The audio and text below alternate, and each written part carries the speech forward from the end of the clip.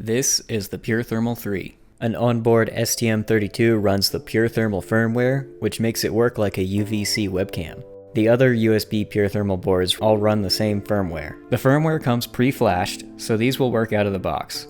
But you might still want to know how to flash them yourself. If there are issues with the board, reflashing the firmware can sometimes fix it.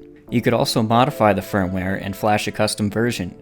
Hi, I'm Griffin from GroupGets, here to show you how to flash the PureThermal firmware using Windows. The PureThermal 2 and Mini will use a micro USB cable, the PureThermal 3 will use a USB-C cable, and the PureThermal Pro JST, which gets its name from the JST connector, needs a special cable. You can buy the JST cable from our store or make your own. This guide does not apply to the PureThermal breakout board and micro breakout board since those don't have a microcontroller to flash. Okay, let's get started. Go to st.com to download the STM32 Cube Programmer app. Get the latest version.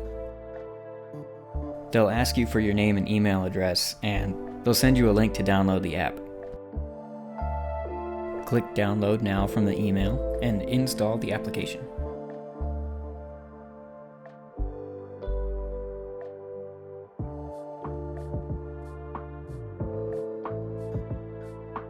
Let's head over to GitHub and download the appropriate firmware. Navigate to the PureThermal 1 firmware repository, go to the latest release, that's currently v1.3.0, then download the tar.gz file. Now extract the file, and inside we'll see the folder containing 4 files. The firmware is in binary format and DFU format. For this we'll need the binary.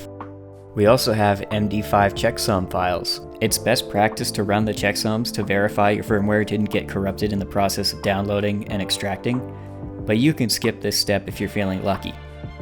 Open the Windows Command Console. Navigate to the folder where you extracted the firmware files. Run this command to verify the checksum is identical to the one provided in the MD5 files. In this case, we'll be using the binary.bin file. If the checksum doesn't match, re-download the file and try again. And now you'll need to make sure that your PureThermal board is plugged in. Before we can flash it, we'll need to put the board in boot mode. To do this, hold both the reset and the boot button, then release the reset button first, followed by the boot button. The indicator LED should be dim and not flashing. Check the Windows Device Manager. It should now show up under USB devices as STM32 bootloader.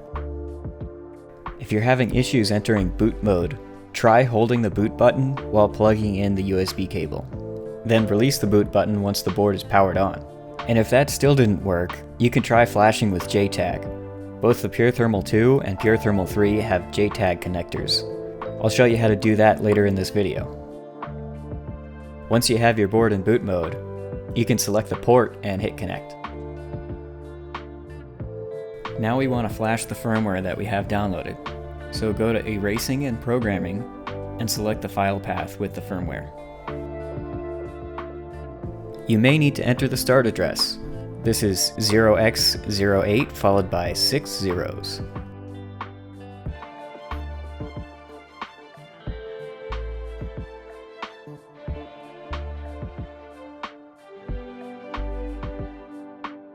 Once the download is complete, hit the reset button. Now let's verify that it worked. You'll need a lepton plugged into the board.